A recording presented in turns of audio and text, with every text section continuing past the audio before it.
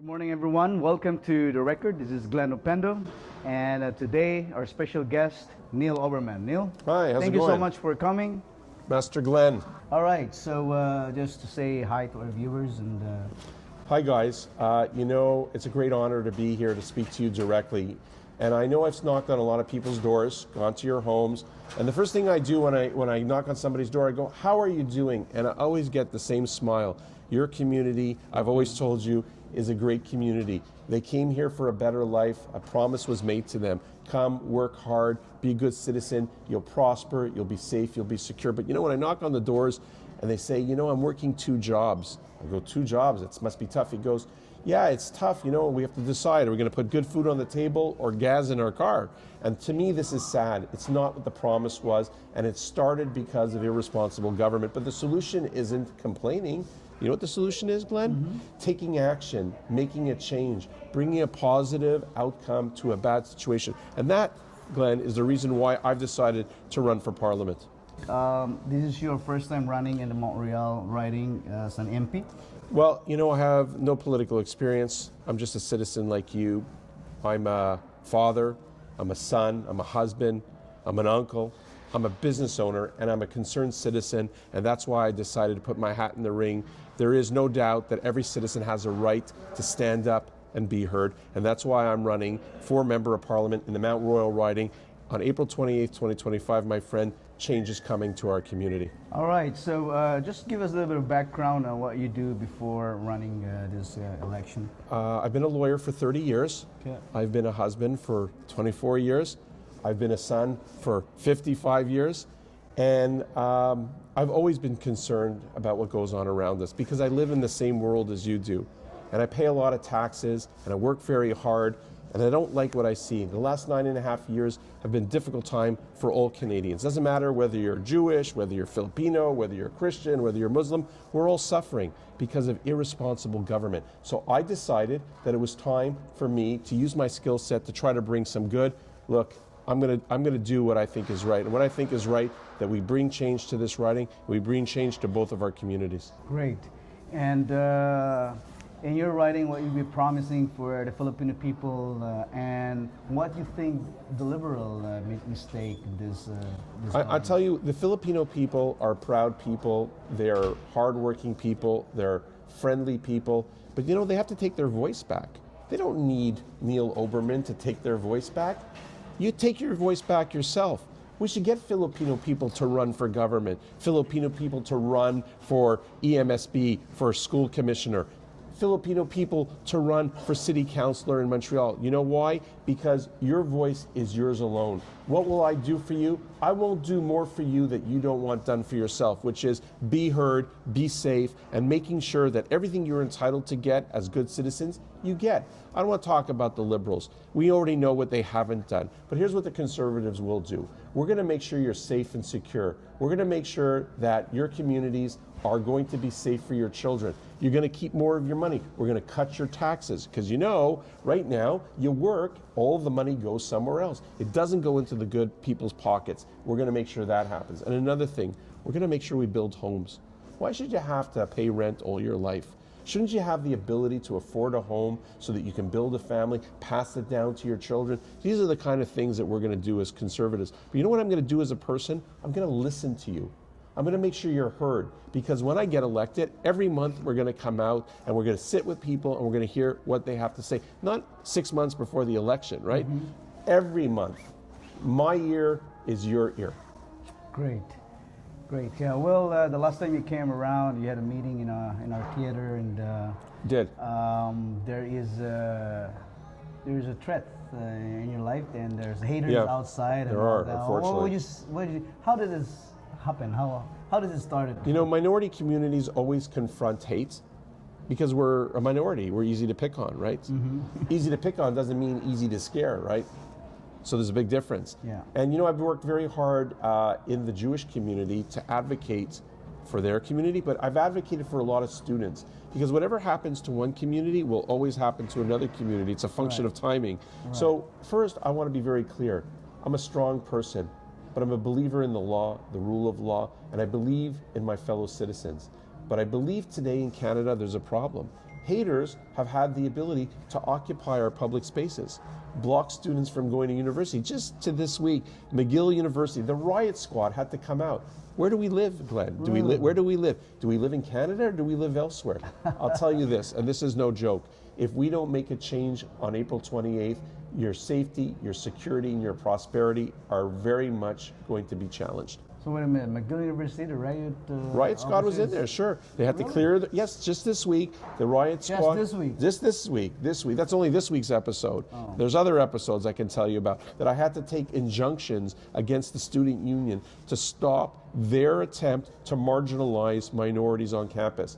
Unacceptable. It's not Canada, and it's not what people want. And that's why I'm a proactive person. I take action. I don't just talk about things, I do things. It's high time that the politicians stop preaching to us. 2025 is the year of the people, not the politician. And by all means, on April 28th, take back your voice. Your vote will count. The election would be on 28th. 28th of April. Yeah, but you're going to be able to vote earlier.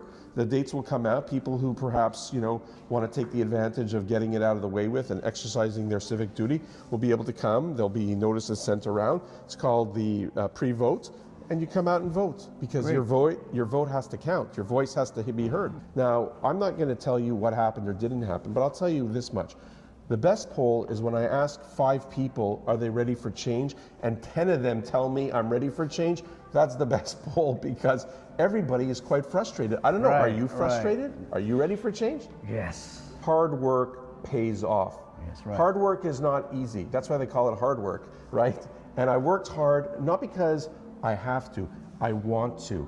We need to. This isn't about me. You do it intentionally. I do it intentionally because I believe that hard work does pay off. And I believe when people see the true value of change, they'll know that their vote will be well spent by putting it in the mailbox for the Conservatives. Because at the end of the day, after 80 years, 8 decades, Glenn, 8 decades, we have had no change here for 8 decades. Could you imagine if the world never changed? We would have no iPhones, no cars, no planes, no computers, nothing. Could you imagine nothing changes? That's the same thing in politics. We just keep doing the same thing.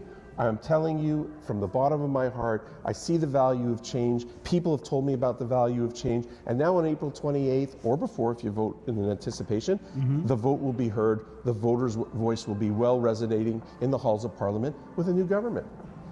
Okay, and I have to ask you this question because our community really wants to hear more of this. Sure. Regarding about the caregivers, I mean, our immigration right now, they're changing from time to time.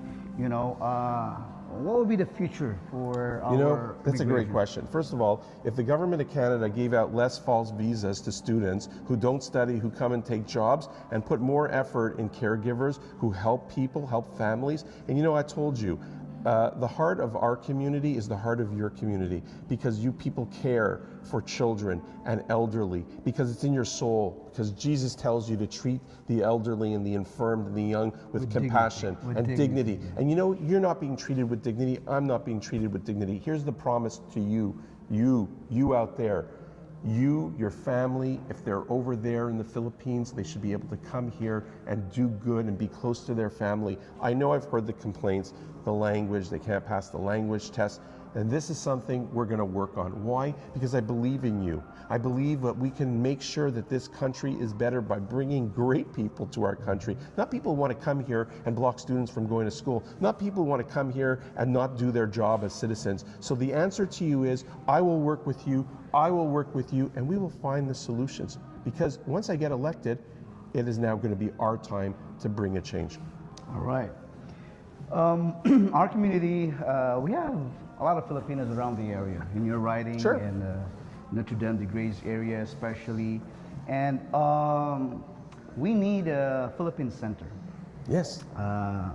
This is something that we are really praying about a long time ago, that we will be able to put up a community center here wherein people can come and, and since it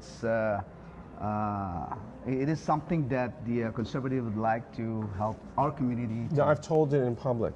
You deserve, when I say you, I don't mean you, I mean all of you deserve to have the same nice things that other people have. And a community center is your right, because you represent 10% of this riding. So where's your 10% of the community center? Exactly. And I'm going to tell you, and I've said it, and I've said it in public, we will get the funds to your society, to your community, in order to do what it needs to do to bring more people to the community. And that is, my friend, the art of ensuring that you're heard. So it's great that you're promised a lot of stuff. It's great that they keep telling you vote for them, but what have you gotten? What have you received? What, you got your immigration papers done? Let me tell you something, Glenn. Immigration law is objective. It applies to everybody. Right. But here's the problem now. The Liberals give out money to who they want. So where's your portion? You pay taxes, you're not getting it. We're going to give it to you. You're going to build your community centers. I'm going to work with you. But if you keep doing what you're doing, don't complain to Glenn that you're not getting anything. Don't complain to me, because I'll be elsewhere. But if you really want to make your life better, make a choice. Give me the opportunity. I promise you, it's a promise, and I know I'm on video, you will never be dissatisfied with Neil Oberman. This I can assure you. Great. This is really important, because it's been such a long time that, you know, we want to come together and we want to work together with the government and all that. Sure. And we really do hope and pray that this thing will happen pretty soon after the election. And what would be your strategy in this election? Like, Okay. It's very close right now. It's like about 3 weeks from now. 3 weeks from now. Yeah, my strategy is very simple, and it's the way I live my life. Very simple. Work hard, be honest, be direct, and you know what? The big guy up there has a role to play in everything. Whether you believe in Jesus, Hashem, Allah, whoever you believe in what you want. In our country, you can believe what you want. But I'm going to tell you something, we're not alone. I know it and you know it. I've heard you at your church preach the gospel of Jesus. And you know what? Jesus had the right pathway, and you've taken it. I've taken the pathway of another disciple, which is Hashem and God. But together, we know that having spirituality brings a great result. And that's why my pathway to success is your pathway to success. Believe in something, work hard, be honest, and that will bring the day. You can't rely on 10 years of I promise, I promise, I promise, and not deliver, and then say, oh, well, now there's an election, here's some more promises, and then you go, well, what happened? Did it materialize? We've talked about it. If your community, if you really are happy and are really satisfied and really think things are good, then by all means, do what you will. I don't tell people how to vote. I just say vote, but I can assure you on this. You lose the right to complain when you keep doing the same mistake over and over again. You know what? I've said it, I'll keep saying it. Your voice, your vote. No voice, no vote. But when you vote and you don't have a voice, you made the wrong choice. And while that's a catchy phrase, here's another catchy phrase. Do you want 4 more years of broken promises, a broken economy, unsafe streets, no homes for your children and your future, a budget that's been busted, or do you want prosperity, safety, security, and your community center? Because that's what you're going to get if you vote conservative, period. No discussion. That's what I'm saying, and that's what I'll do. All right, so last thing you want to say to our viewers before we end this I want to say I am proud to know many Filipinos. I'm proud to go to your events. I'm proud this weekend I'm going this Saturday to do some Zumba. Yeah, I've done it before. You can't tell, but this is a Zumba buddy. But in any event, I'm proud to know you. I'd like to invite you to exercise jiu-jitsu. I should, but you know, every day they force me on the road, and I'll tell you, I should take care of myself. But you know, I don't sleep 8 hours a day. And I don't work out 2 hours a day because I'm working in the real world. And you know what it's like. When you run a business, your time is very little. While I should take better care of myself, it's bad on me. It's because I care to be doing the good work. And I tell you, after this election, and when all the dust is settled, you will not have to worry about me. You will have my ear. I will stand next to you. I will stand with you. I will stand with your community. But I cannot do the job unless you give me the opportunity. And by the way, it's a job, meaning I work for you. You don't work for me. And by the way, I don't make the decisions. You make the decisions. I get the information. I take it and I make sure that something gets done with it. People obviously mistake that politicians aren't supposed to be making decisions. This is a big misnomer. Politicians work for the people. The people tell you what to do. The politicians figure out how to do it, as opposed to the politicians telling you what to do, how to feel, what to say, when to think. I don't believe in that, because I'm a person and I don't want to be told what to do. So that is my message. Our office is 4919 Jean Talon Street West between Victoria and Mountain Sites. Our office phone number is 514-603-5310. Come out to the office. Be part of the change. We need people for the day of the election. We have, by the way, lots of volunteers, but we'll take more, because the Conservative Party's message is one of inclusion, diversity, and let me tell you something, love. We love the people. We love the fact that diversity of our riding is the power that we have. So, my friends, don't worry. With us, you'll be fine. All right, so once again, ladies and gentlemen, this is Neil Oberman, running for members of the parliament in Montreal ridings. So don't forget, this April 28th will be the election. So once again, thank you for watching. This is Glenn Opendo, and it's The Record. The Record. So we're out, signing out. Thank you so much.